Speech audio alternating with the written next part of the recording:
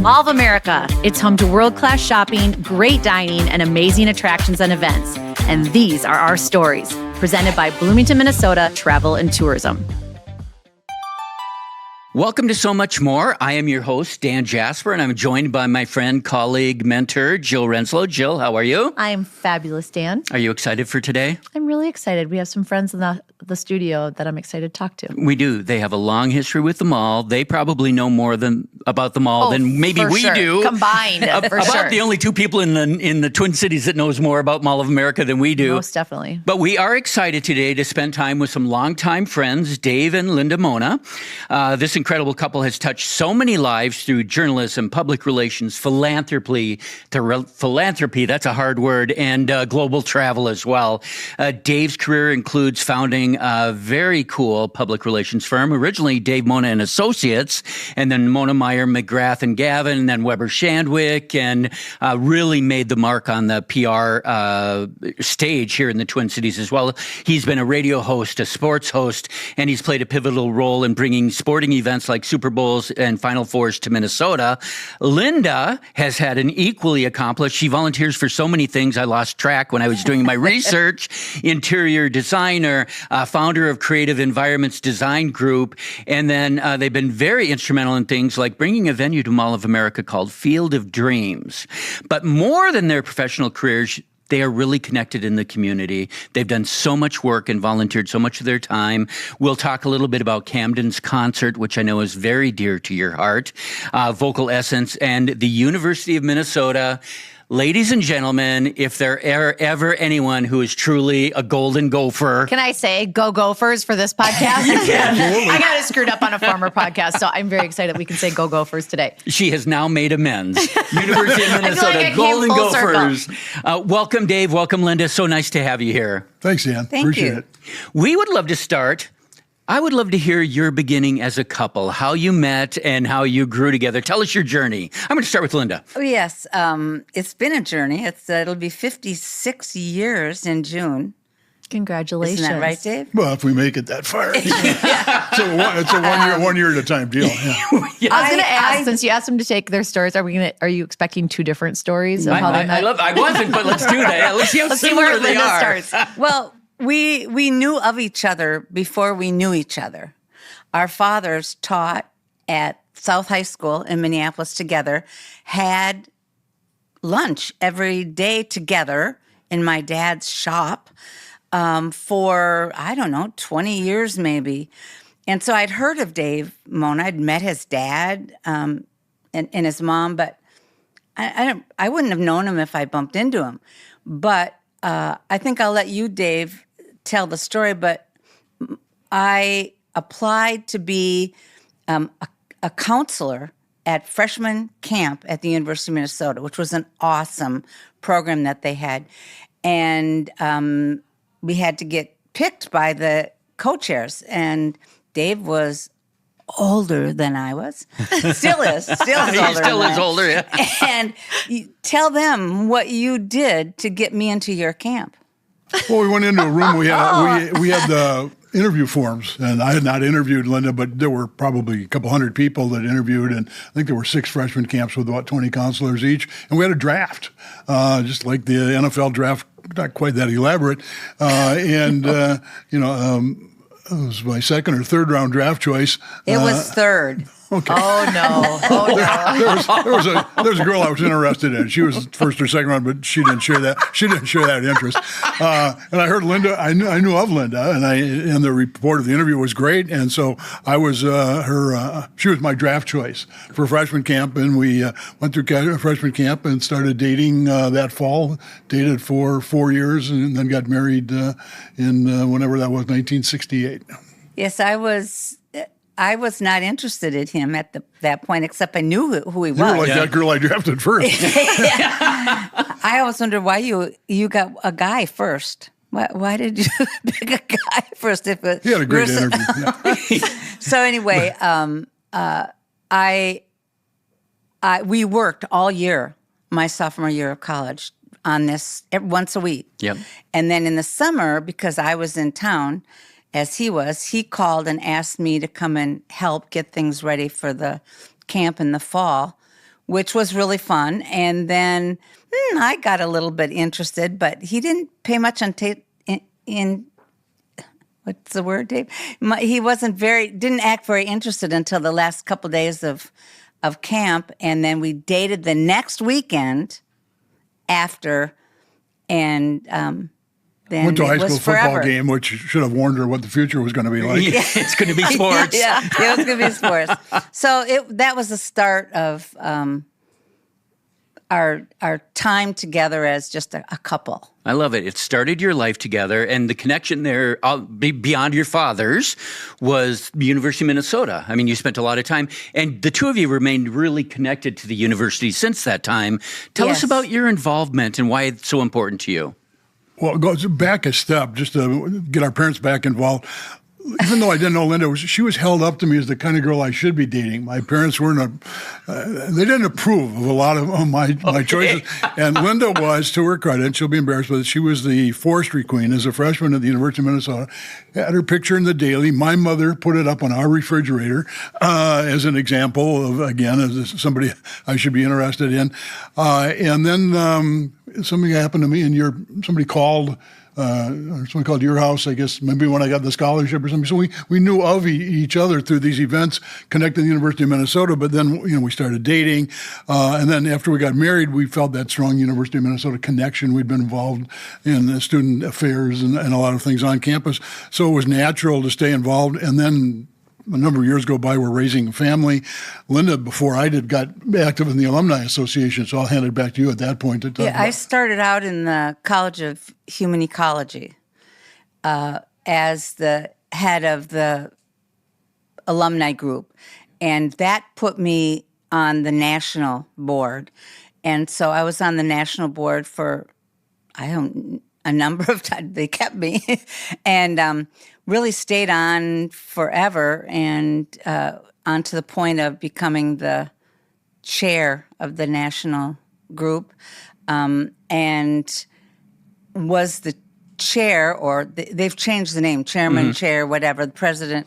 I was on the board and as the president when we were making the decision to build an alumni association.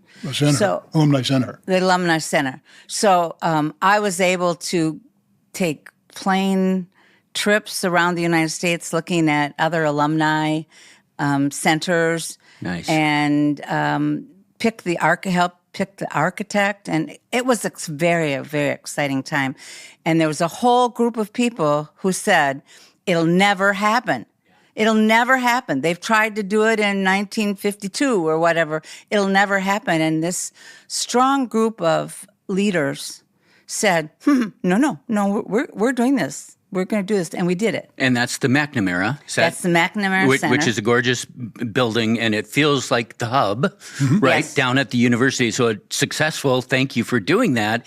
That's an origin story that does not sound unfamiliar to us, does it? People saying it'll never happen. I know. That gives you the fire to want to do it even more. And I Yes. love your passion and determination, because you guys have had a string of those events and milestones in your lifetime and what you've done for this community, because when you believe in something, you're going to see it through. And whether you have a leadership role on the committees or the organizations that help make these things possible, we appreciate your leadership in the community. Well, thank you. I think what's interesting is that I was the head of the Alumni Association, and who came a couple years later? Well, then 4 years later, I got the chance to do the same thing, and I was there when the building was completed. So Okay, we were there nice. at conception and dedication. Nice.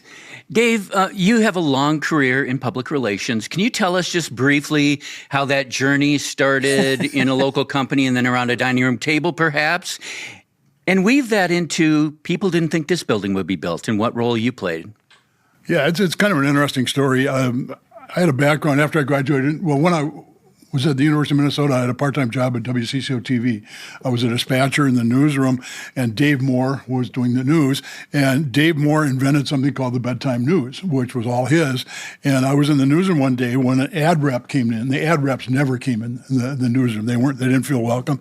And they came in, and they were so excited. And Dave said, "What's up?" And they said, "We sold a sponsorship in the bedtime news." And Dave said, You did what? And he said, well, we sold a sponsor. He said, well, what did you sell? He said, well, we sold a 1 minute open, a 1 minute close, and 2 1 minute spots. Dave said, have you ever watched the bedtime news? And Obviously the guy not. said, no, but I hear it's great. Yeah. Dave said, it's 3.5 minutes long. And you just sold an open and a close and 2 1 minute spots and a 3.5 minute show. That's it, I'm done. And the news director said, wait a minute, maybe we can figure this out. And Dave said, well, I write it. And I finished the 10 o'clock news. What people didn't know is he came down the back stairs, went across LaSalle, and went into a place called Duff's, which I wasn't old enough to go into, but apparently it was a source of great inspiration because Dave would come back and write the bedtime news. And he said, how can I, there's not enough time after. Yep. And they said, what if we got you some help? And they looked around the newsroom and there was no eye contact. Nobody wanted to work Saturday night past midnight. And Joe Bartlemate, the news director, said, Mona, you're a journalism student. You and Dave get along well. How'd you like to be the editor of the bedtime news? So for the next 3.5 years, I gave up every Saturday night. Linda was down there often as my date doing the bedtime news. But it was great connections in the Twin Cities, a chance to work with Dave Moore, who was absolutely superb. But then when I left there, I graduated, I got an opportunity to go to work for the Minneapolis Tribune as a reporter. So I worked there for 4.5 years as a reporter, 2 years as a general assignment writer, and then 2 years covering the Minnesota Twins baseball team as a beat writer, which was an ideal job. We lived in Cedar Commons, which was right across Cedar Avenue, and walked over to the ballpark. So I did that. Linda was teaching at the time, and we'd leave notes on the refrigerator because I worked nights and she worked days, and we never saw each other. And so I thought I was massively underpaid and decided to look for a job, and then went into the public relations role. Got hired at a place called Lutheran Brotherhood, worked there briefly, worked at a company called International Multifoods, and then got an opportunity to come out to Bloomington and work for the Toro Company. So I was a VP of communications for the Toro Company for 3 years. Great place to work, wonderful job. And then it didn't snow anywhere in North America for 2 years. And we started laying off people. And I remember one Friday afternoon, I knew there was a board meeting, there were going to be cuts. And my boss, after the meeting, said, got some bad news for you. He said, the cuts were deeper than we thought. And he said, you and your department have been eliminated. And I know because we're publicly traded, you need to get out a news release. But when you get the news release, I'll come on back because there's more to the story. And they came back and said, you had a lot of friends in the boardroom. It was a tough decision to make. It wasn't your fault. And so if you've ever been interested in starting a PR firm of your own, we will escrow enough money to be your client for the first year. And then if it doesn't work, you gave it a shot. If it does, maybe we can help launch it. So with Toro as a client, started David Almona and Associates, which was totally bogus because there weren't any associates. But it sounds good. Yeah, it sounded good. So that's how it started. And then Linda, you were very much a part of that decision. We sat down, tried to decide what to do next. One of our stories that has come about for that is that, what are we going to do? Tell these little boys that we have 2 sons. How are we going to tell these little boys that their dad's been fired? And Steve Cannon was talking on the radio about poor Dave Mona was wandering the alleyways. Pockets turned inside out. Oh, no. Yeah, he was looking for a job. And then the next day, the big picture of their dad in the newspaper saying 3 executive Toro execs, I don't remember if it said fired or gone. Fired. It said fired. And so Dave calls up and he said, we were in a new house. And he calls up and quit your job because you had 2 kids I in had it, right? quit the job because I just had a second baby. And he called and said they didn't have a job and, see you when you get home. So I said to the boys, okay, we're going to make this. Daddy's going to not going to work at Toro anymore. Didn't say where he was going to go. And the boys and I went and we got balloons and crepe paper. Steaks. And if you remember the smiley cakes. Yep. Mm-hmm. Oh, yeah. Bought a smiley cake and steaks and stuff and came home. And we had the house decorated and he came up the stairs and was like thinking this was like going to be a somber time. We were happy Daddy's not going to be at Toro. And it became a kind of a mantra for all of us, all 4 of us, about being optimistic. And we're extremely optimistic. And then we look at everything we do in a situation that, well, if it doesn't work here, it'll work here. If you have to go here, you have to go here. But you will make it. There's no reason you can't do what you want to do. So we just had a big party. I turned to a new era, and our boys were up in front of all the people, and they talked about going way back to what year was that, Dave?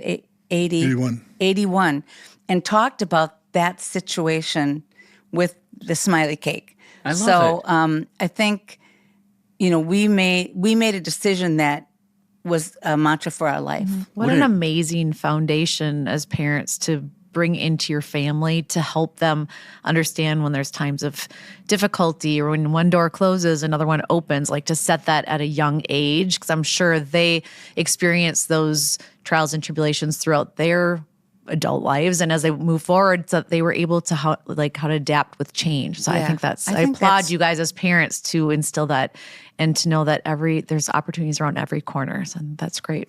Absolutely. It doesn't mean it wasn't scary. Right? Oh, yeah. But we're going to move forward. I love saying, that lesson. we're not going to have money to do anything. But, Dan, mentioning that, because we'll get into what we're going to talk about later, but I'd already been very active in the community. And the phone started ringing, and I had the opportunity to go to 3 corporations, more money than I was going to make at Toro.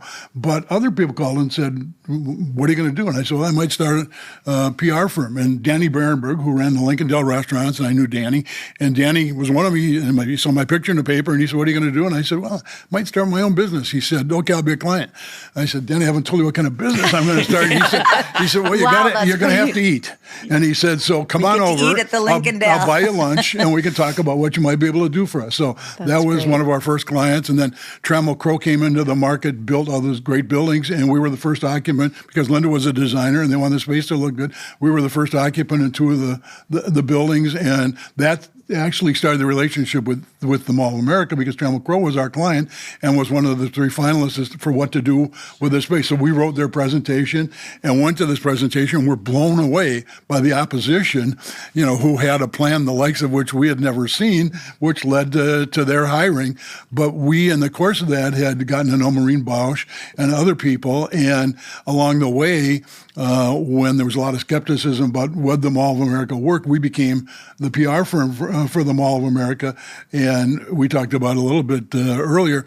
One of our first assignments was to do sort of a community scan as to what the community felt about the Mall of America. And one of the people I called was the managing editor of the Star Tribune. And we met at Matt's bar over at Juicy Lucy. And I said, now, I'm going to ask you questions. This is going to go into a report. If you want to protect your anonymity, I'd be happy just put them as observations and not identify you. He said, no, the reason I met with you was to make sure you use my name because they need to hear what I'm going to tell you. And I went, okay, this could be interesting. And he said, your client needs to know they're the most feared entry into this market and my history as a journalist here. Wow. Did you get that straight? Most feared. So we came out and made a presentation over in Killebrew Drive where the offices were. And I'm trying to think of everybody's, at the time, the whole leadership group said on the spot, you got to go to Indianapolis. We're going to put you on a plane. You're going to Indianapolis. They need to hear this at headquarters.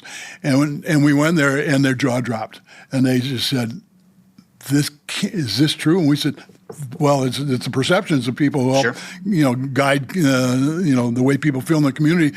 And they said, well, we need to develop a plan. And out of that came the what's in the box plan, the visitations, the defining of what the region was, inviting people come in and see it firsthand. Because people said, the feedback was, it'll never break ground, and the shell was already up at the time. There's nobody signing leases. People were signing leases right and left, and so we were trying to find and then combat that. And actually, I think we had a pretty receptive audience by the time the mall opened. We would have been there to research that a little more, but we were so busy trying to get our store ready but it was it was a wonderful time. Mall of America for many years was a great client, fun to work with, and it was such a great story to tell and such a great success. Yeah, and it remains a great story, I think. Very quickly before we go to the store, because we're going to talk store next, but grand opening of Mall of America, Dave, your PR team handled that. How many journalists, what was it like? Was it as crazy as I've heard? Well, because we'd worked on things like Super Bowl and Final Four, we decided to treat it like a major event. And so journalists rarely responded, "Are you going to be there?" But they understood how big it was. So we credentialed people. And when we put out the request for credentials, the leadership group every day would say, "How many did we get yesterday?" Because it was amazing. The Duluth newspaper was sending people. Winnipeg wanted to send people down. Globally, people were coming in. And we said, this is going to be really a big deal. But everybody wondered, how many people would be outside the doors. And then, of course, everybody was there outside the door. But it was fun because even though, Simon and Ghermezian were used to it, this was bigger. This was like nothing was ever been done before. It was a wonderful, exciting time. We've got a friend in Alaska, and I asked him, and he worked for us for about an intern, and we said, "What do you remember working about us? What did you like about it?" He said, I went to my 5-year reunion, and people were bagging groceries at Lund's and Byerly's and what have you. He said, "Well, I slept at the Mall of America the night before it opened because we had to be there in the morning, and when I got done working with that, I was a Super Bowl intern." So he said, it was not a bad way to start my career. A good career start, well, I'd have to say you were extremely successful with your PR efforts because we had 150,000 people there on that grand opening day. And even to this day, one of Dan and I's favorite photos is the cover of the Star Tribune that morning where you had just everybody peering in through the doors. There's a couple iconic faces of just excitement and curiosity and just waiting to get in when those doors open for the first time. So we have fond memories through the eyes of, the media stories and pictures, as well as all of you that were here. And it's just very special. It was fun. It was great. Almost. And a lot of people may not know this, but you had a store on opening day. Linda, talk about that quickly. We did. Well, anybody that knows Dave Mona knows he's a collector. And he had, I don't know what you had then, but what was the height of the cards that you had? 4 million? Yeah. Oh my goodness. 4 million baseball cards. 4 million baseball cards. It was about 3.5 million more than I needed. So one of the things that I learned early on is that under the bed there were cards and closets there were cards, everything. And we went with our kids to card shows, like at the Thunderbird. Sure. And close here. And so we started talking about, maybe we should have a store. And we were looking all over just casually and saying, that's not what we want. That's not what we want. And it just didn't seem professional enough looking. So we went to a national conference in LA, and there was a prototype called Field of Dreams. So we went to that and we looked at it and we talked to those people. And then we came back and we said, let's do this. It's going to be exciting.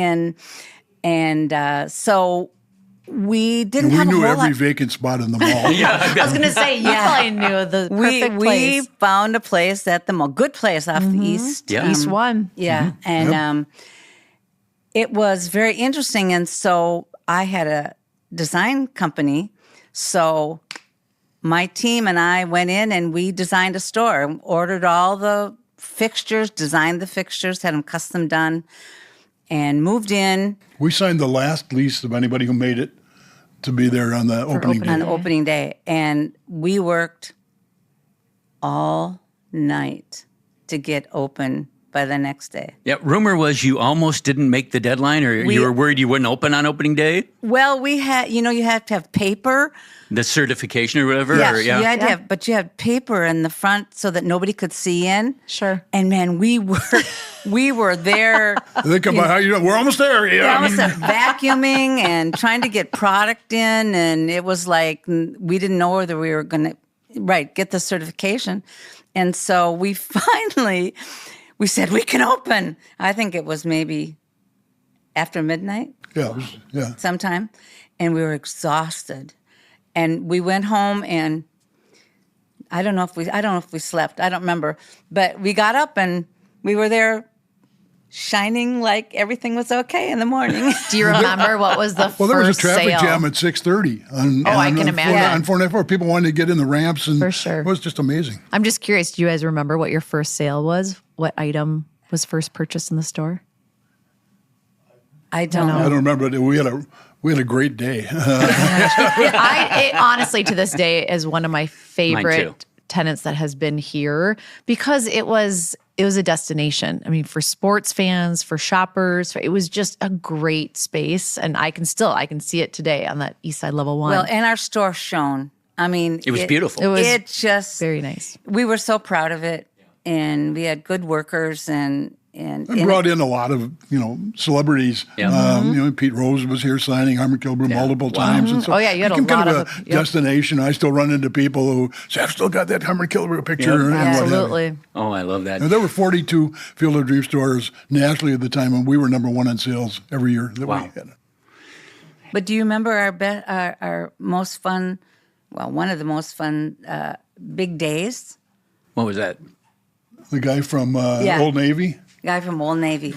There was a guy from Old Navy, very high up in the chain, was a big collector, and he was up in the store, but he always was in a hurry. And he said, sometime maybe when I don't want to feel so hurried, we said, hey, come back after closing. Well, and so he left probably at 11 o'clock that night, and he spent about $3,000. And he smiled. He said, he said, you're going to look at your comparable sales someday, a year from now, and you're going to go, what the hell happened on on that day? Who was the special visitor? But he said, he said, when I come on the company plane, he said, you've got a lot more stuff I want to get. So he said, when I come back on the company plane, he said, I'll be back. And Fun. So did you sell some of those cards in the store, or how many do you still have today? We did. well, I'm down to probably about. Well, we had a flood, so that helped. I've probably got about 1 million cards these days. Oh my So getting goodness. low. Yeah, I'm buying again. Yeah. Every once in a while, I'll come in and he's sorting, and I go, "Did you buy more cards?" Well, just a couple boxes. Because you never know, right? You never know. You don't You know hit what's that going to one. be in It's there. fantastic. I want to touch on two other quick topics, if that's all right. And I wish we had time. We're going to have you back, by the way, because we could love talk the for 2 stories. hours with Yes. you. But you're so involved in the community, both of you, and you have been for your entire careers and lives. But there's one really special one that I'd love to talk about, Camden's concert. Can you talk about what that is and why it's so important to the two of you? Our first and only grandchild is Camden, and at 3 days, we found out that he had cystic fibrosis. And at that time, and Dave had been on a CF as a PR guy. Local board. Yeah. Local board. And, the age then was dying by the time you're 18 or 12. 12. It was horrifying.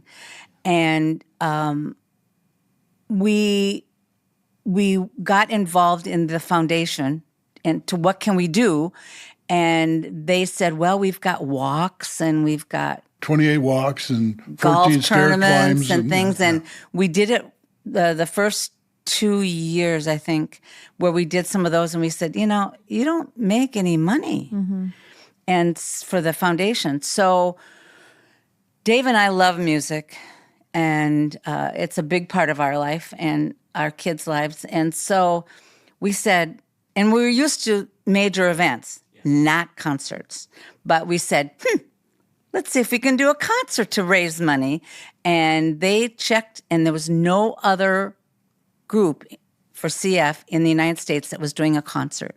We said, we can do that. So we did. We started with a local duet, Neil and Leandra. Neil and We're still Leandra, friends. who had a following.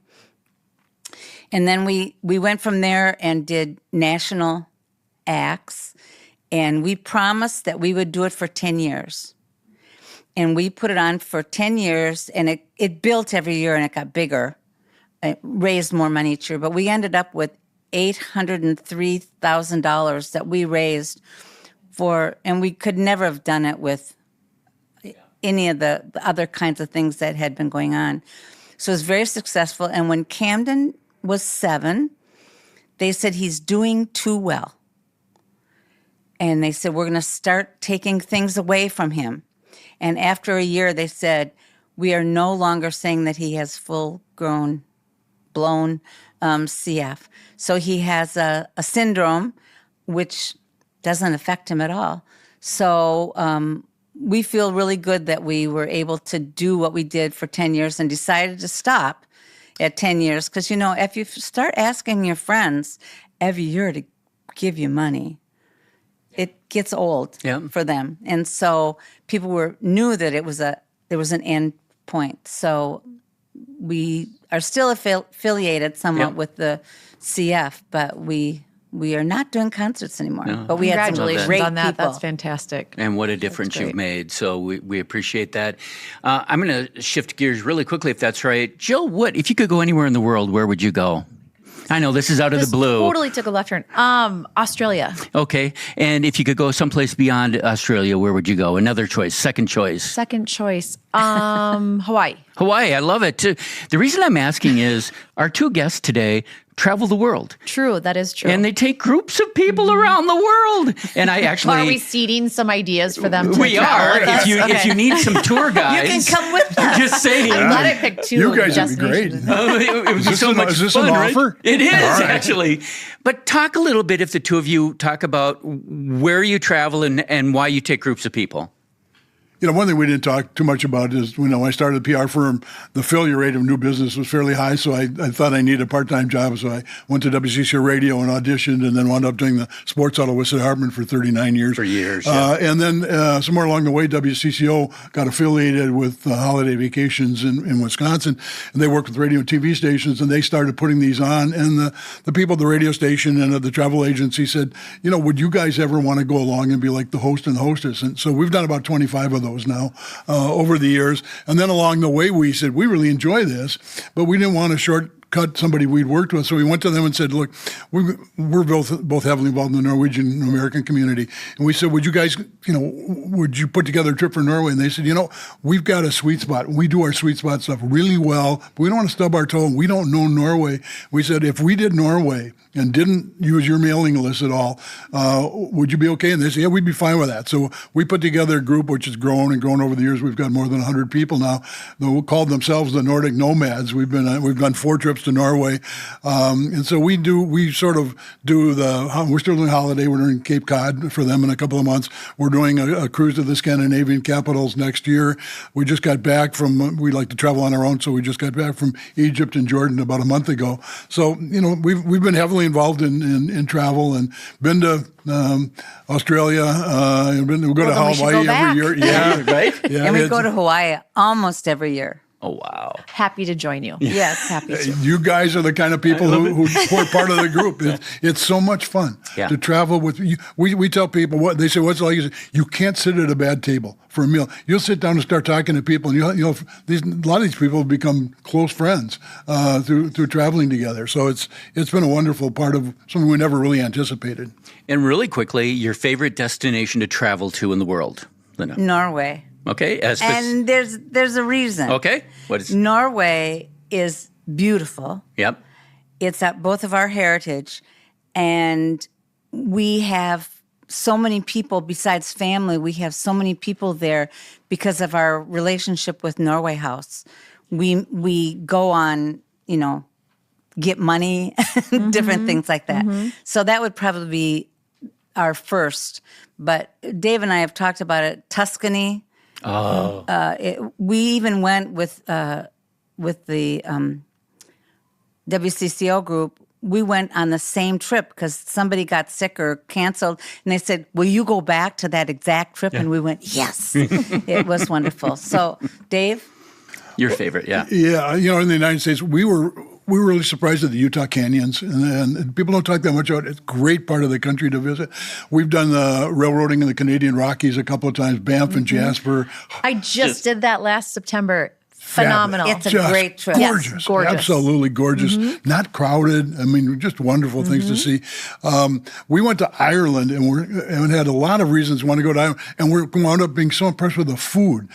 We were which we didn't expect. We were in Iceland and had modest expectations. We're blown away by how cool, and pun intended, it is. But we've never had a bad trip. If you're with good people, it doesn't matter where you go. You can make the best of it. Exactly. I'm envious, and I am going to join you on a trip soon. In fact, I love this cruise idea. My heritage is Finland, so Helsinki, I'm assuming, is maybe on your itinerary. It's not. We can add it. That's not an issue. Well, we can stay. You can do post. You can do an add-on. So you can do an add-on. See? We've been to Helsinki. And we have great. stories there because we had no money. We went with my parents. And we slept at the university in a dorm.